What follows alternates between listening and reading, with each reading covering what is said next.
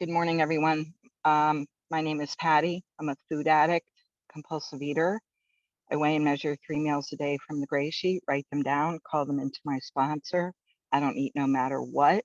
I don't eat no matter where. And I'm so grateful for this gift of Zoom. This gal would never be abstinent if it weren't for this platform. So thank you for everyone that makes this possible. My abstinent date is October 6th of 2020. So grateful. And all I can say about that is wow. It's wonderful to be here, to be able to do this service. Um, I, I'm overwhelmed by what I have in my life today as a result of the abstinence. So I come from an immigrant Italian family, lots of fighting, yelling, screaming, silverware hitting the plate, just pretty horrific. Lots of withholding of love, affection, attention, appreciation. What was not withheld was food. That was never withheld. And it's no wonder I've had such a loving, nurturing, disastrous relationship with food. Yeah, so I of look, I always used food. It was the thing. It was the mother, the father, the sibling, the celebration, the hardship. It was everything to me. And I used it fully. I didn't know any better. I didn't know about all the other things in life and family and daughterhood and sisterhood and all that. I didn't know that I was missing anything because food provided everything for me that I thought I needed.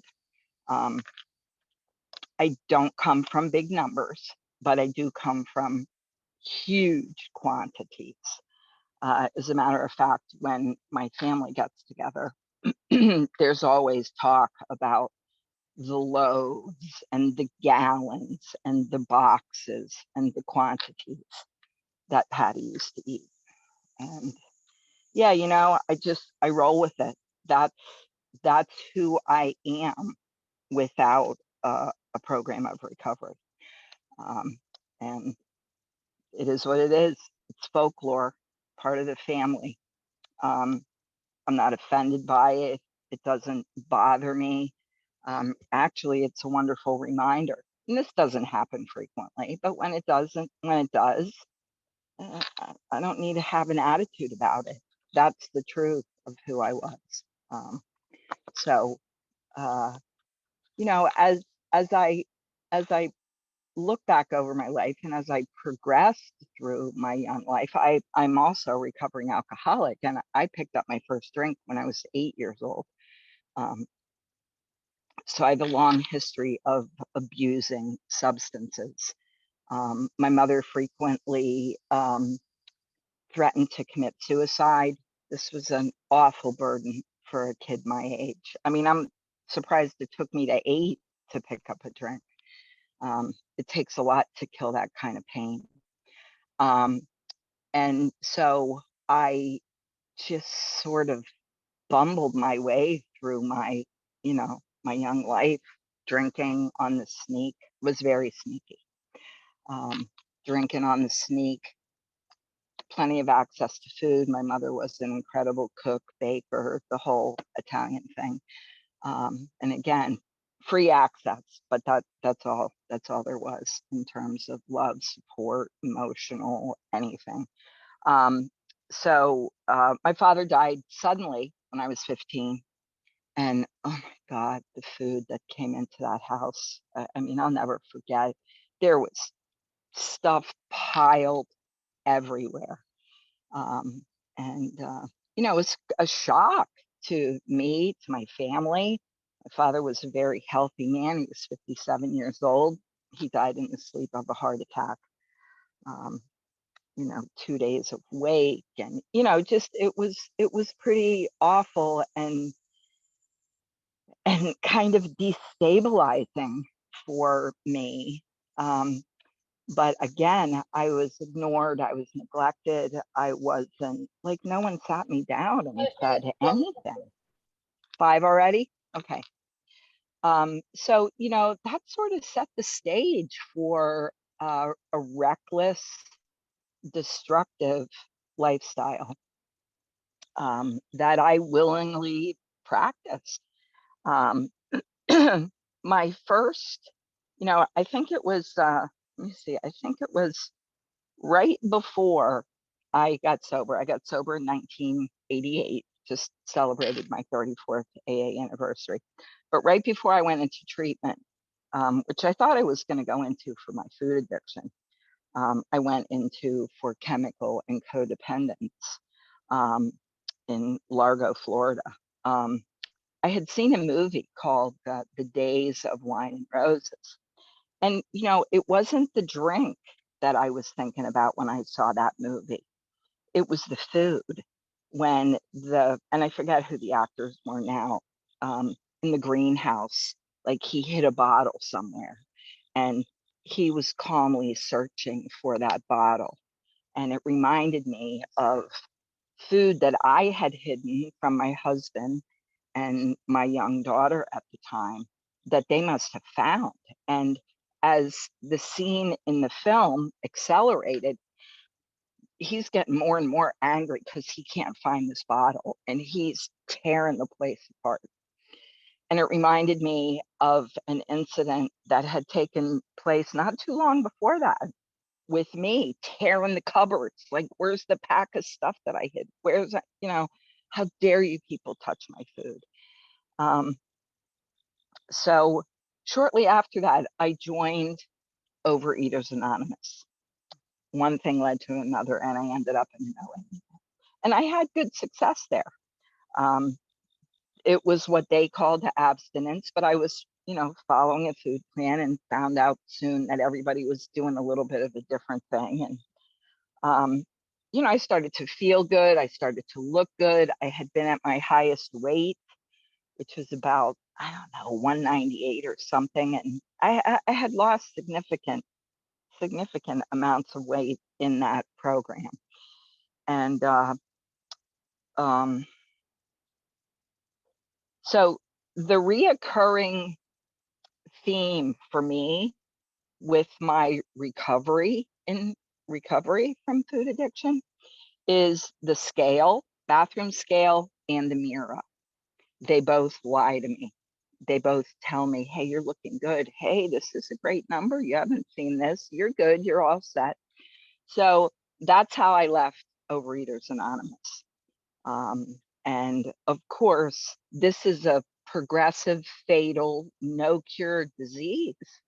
And I continued to progress. And the next thing I know, that was 1988. The next thing I know, it's 1999. I'm in a bathroom stall. I have a I have a management position in a mid-sized company in the New Haven area.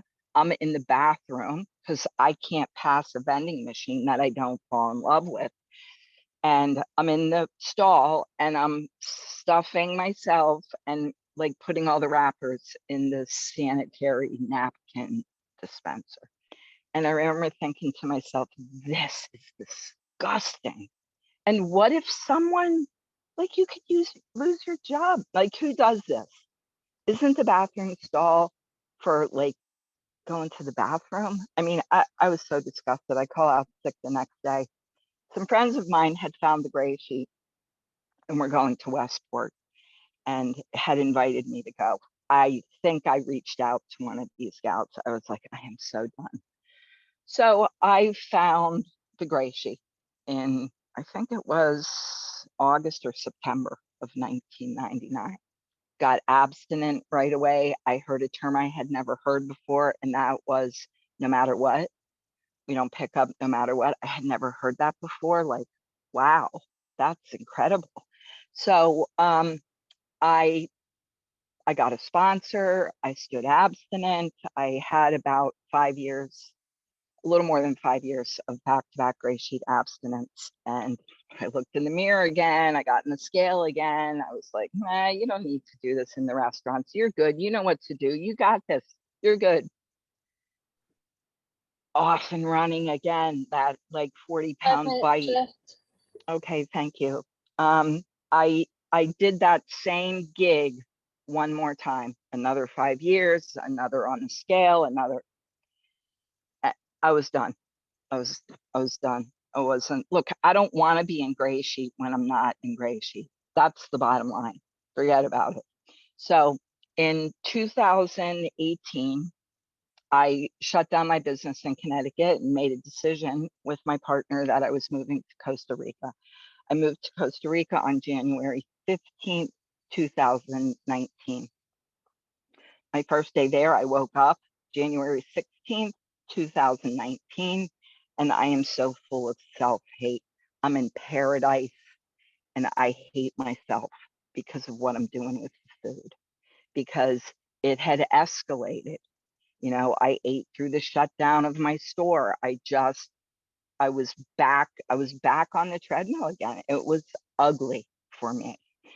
I didn't feel good about myself. I was angry. I was bitter, and I'm in paradise. I mean, it just didn't make any sense. So I'm going to fast forward to, so during the COVID, I was in, our borders were closed in Costa Rica. And I hear people talking about using food to get through this, what we didn't know at that time in the early part of COVID.